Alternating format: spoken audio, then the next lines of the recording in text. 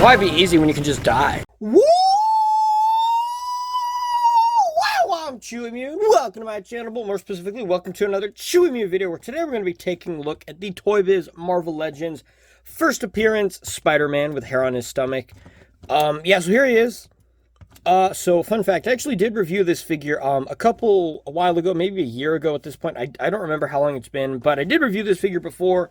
And I figured I'm also going to be customizing it after this. I'm not going to full-blown, repaint or anything. I'm going to modify some stuff about it, which it's most of the stuff that I have issues with this figure, that I'm going to be talking about in the review.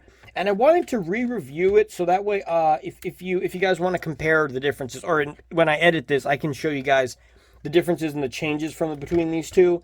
And so I'm also doing this again because now I have a much better camera here.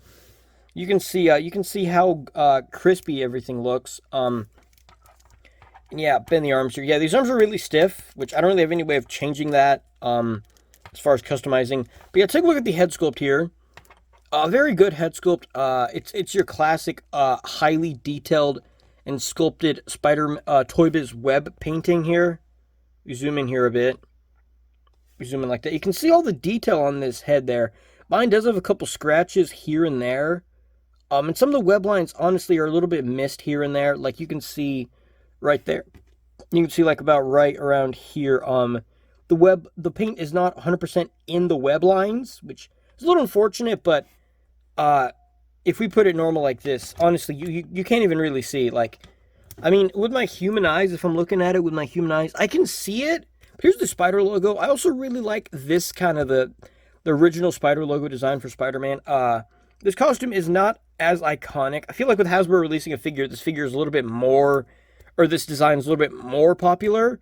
But I just love this original spider logo design. I think it looks really cool. It looks like just a big ball with a ball head and then little lines coming off of it. Obviously, it does look like a spider, but it looks like a really chubby spider. I kind of like that.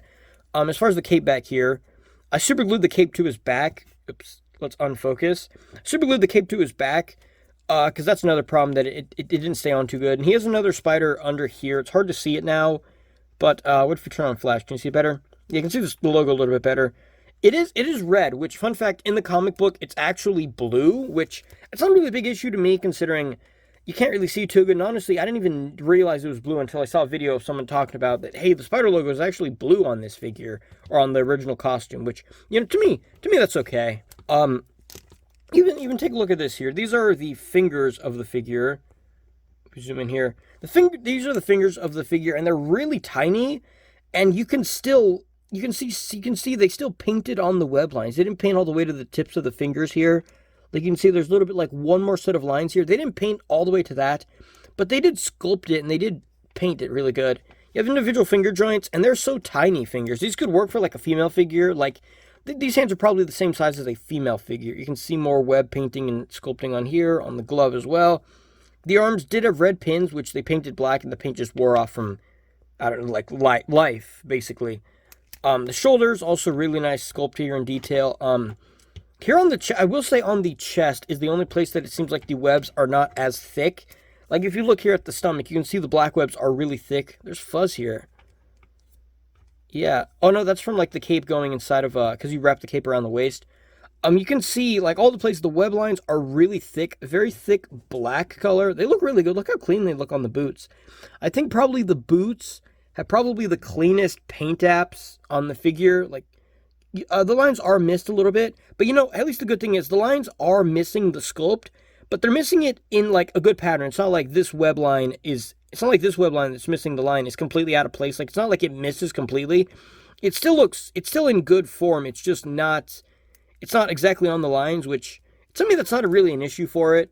Legs here have a little bit of musculature. I like when, Spider-Man figures, you can tell that he's sort of wearing a costume. Like, it doesn't just look like, because some figures, like Pizza Spider-Man, for example, it just looks like you have a human being naked, just wearing underwear and having a Spider-Man design painted onto him. Like, Pizza Spider-Man looks kind of naked. Like, there's not really any fabric stretching. The only fabric stretching is, like, on the butt, which this figure kind of does have it, but you can't see because this is super glued on. But you can see he has, like, fabric stretching here on the thigh, like, the gap, like, in his muscles on the back of the leg and the front. More fabric stretching here, there as well. It's not this figure, but I do know there's one Spider-Man figure that has wrinkles on the boots even. See wrinkles there on the crotch and stuff, which that's how it would look if you wore a costume. You'd have wrinkles here where your package is. See the muscles here sculpted on the sides. Very cleanly sculpted muscles there as well. More fabric stretching here, stretching there, on here as well. I don't know. To me, that's just really cool because it looks like, I mean, obviously you see like in like comic books and stuff, sometimes Spider-Man's costume is skin tight that it looks like, it would basically look like you just have a guy here with like black painted legs and boots and gloves, and then like looks like he's naked just with, you know what I mean? But this one actually looks like he's wearing a costume. Like these look like real, like, pants, I guess. I don't know. You can see how the chest is lighter color, and that's because they didn't add as much of the black paint in the web lines. That's one of my only, as far as like paint app and like the look of the figure, not talking about anything else, just the like the paint apps basically. I just wish this was darker. Also more fabric stretching here under his arms. To me, all that stuff that's just really cool. All that stuff adds up to having amazing details. Another thing here that I like about the figure as well is that he's not overly glossy. Like, some figures look very much glossy, have a very much gloss design. This one, his legs are a bit glossy, but they're not, like, super, like, shiny looking. For example, the Series 1 Spider-Man Classics figure, you can see how shiny his legs are. You can see how the light bounces all over him. And that's also because ToyBiz used cheaper plastic on this. They were still using a little bit, like, kind of like the 90s ToyBiz plastic of figures. They weren't fully committed to full-blown, high-quality plastic. Like, this does feel a little bit cheaper than this. It still feels really high quality. This just feels more high quality. But you see how these legs shine a lot more. These ones, the light does bounce off, but you can see this one. You can see where the light bounces off. It's very white and shiny kind of colors bouncing off.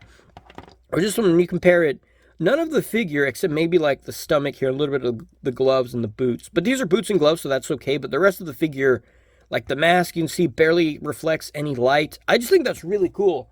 This is not the original version. This is a re-release that came with the original ToyBiz kind of first appearance. It's kind of like first appearance-ish, but it's mostly a repaint with a new head sculpt of the Series 1 figure.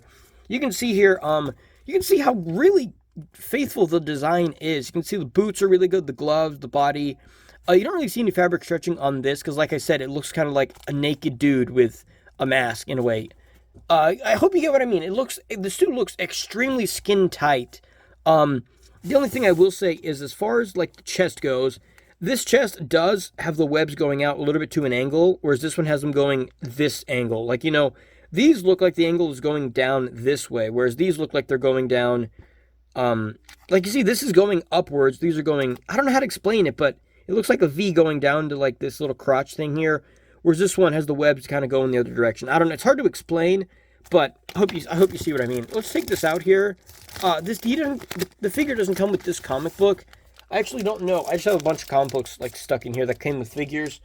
And so take a look at it here. It takes a while to actually see Spider-Man. Like here, they have his spider red. So it is weird. There's some panels where his spider is red. Sometimes it's black.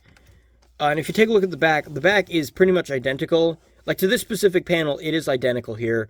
This doesn't have any blue cell shading, which is kind of cool, so you can just have a sort of black Spider-Man without any extra detail.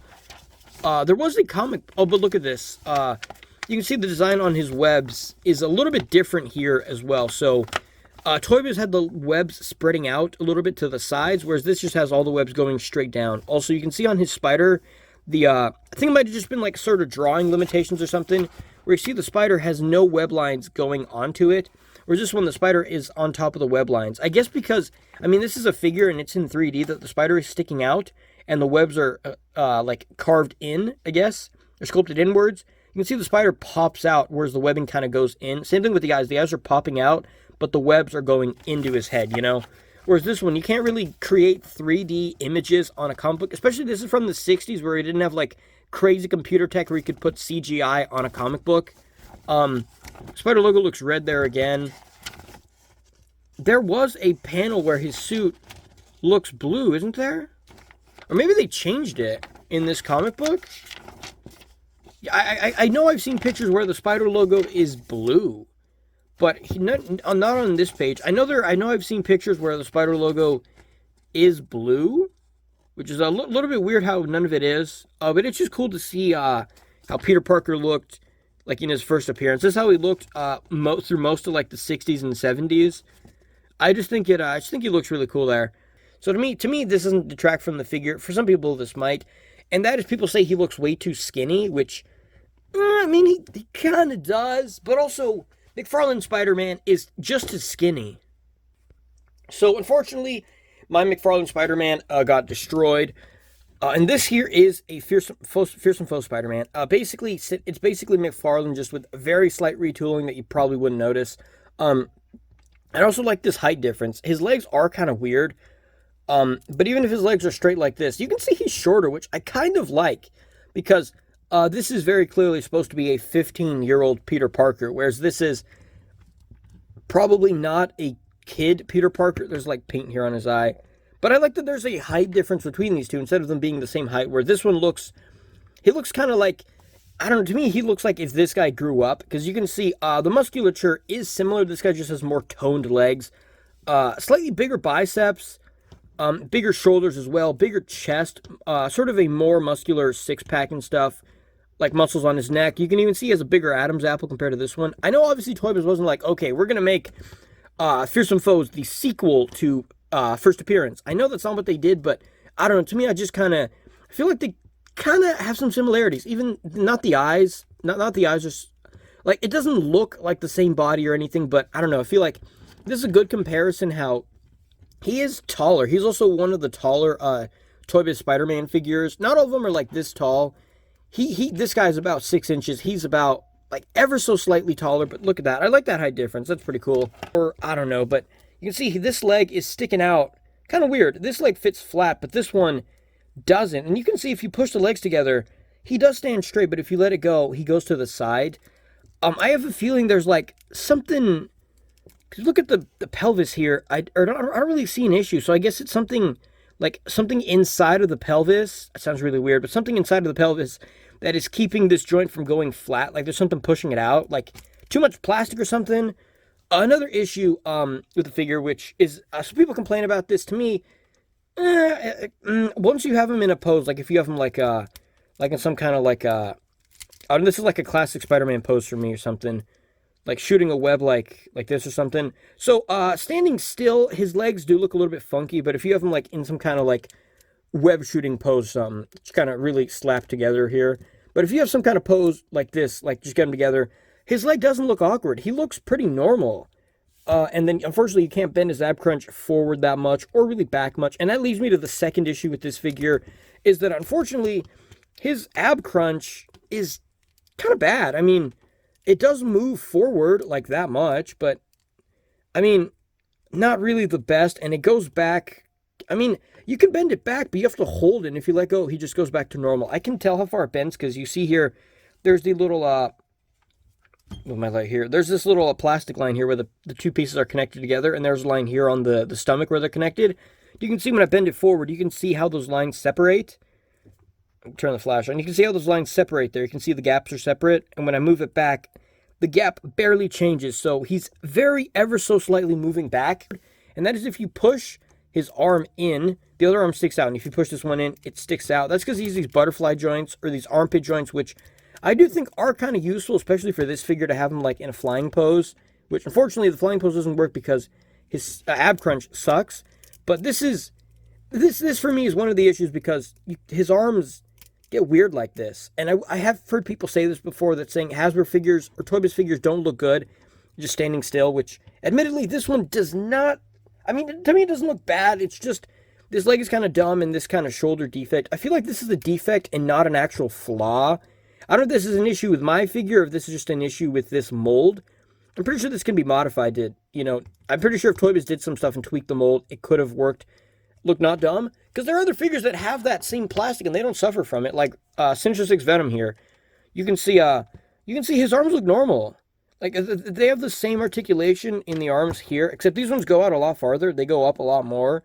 So, and Venom, and also the Spider-Man 2 movie figure, and Sinister Six. A lot of other figures by ToyBiz have this armpit joint, but they move better. This one just kind of sucks.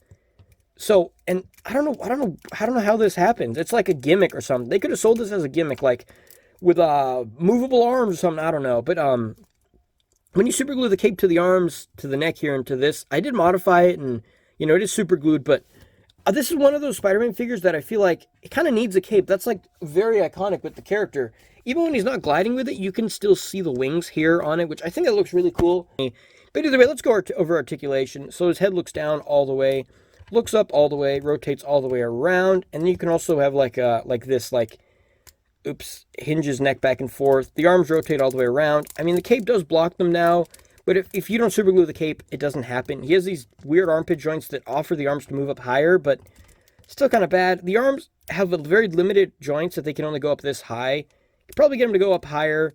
Rotate in the bicep here. Double bend in the elbow. Rotation here in the glove. Hinge in the wrist here. And you can move all the fingers individually. Some people don't like this. To me, I think it's pretty cool because you get a lot of poses. I feel like for Spider-Man, it's the best because you get a fist hand.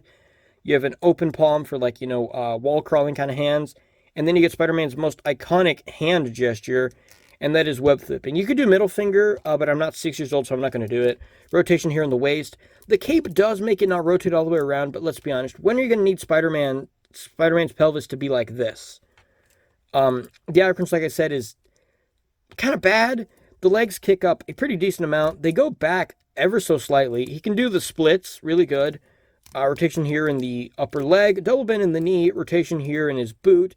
He does have an ankle pivot, although very, very kind of weak ankle pivot. You could probably make that better. The foot goes forward decently, goes back pretty good. The toe bends up and the toe bends down. Which the toe bending down, I feel like, is if you have him standing on a platform. Say, for example, you have him standing on this. You can have his toe kind of hooked here. Or, I'll do it here. You can have his toe hooked here, so it gives him a little bit more stability. Oops. Didn't mean to do that. It gives him a little bit more stability on his toes. Or when he's standing up a little bit, you know. But yeah, so that's all for this figure. I think it's good. Like I said, the only issue is I could use more paint here on the chest webs. And some joints that are kind of dumb. I think they're more like QC issues or just something wrong with the mold rather than... Because if his legs were like this, he would have perfect legs. And then if these armpit joints didn't do this, he would have perfect arms. But yeah, so that's kind of all for this video. Let me know what you think about this figure. Let me know if there's any more figures from my collection that you would like to see me re-review. But yeah, that's all for this video. I will see you guys in the next review. Wow.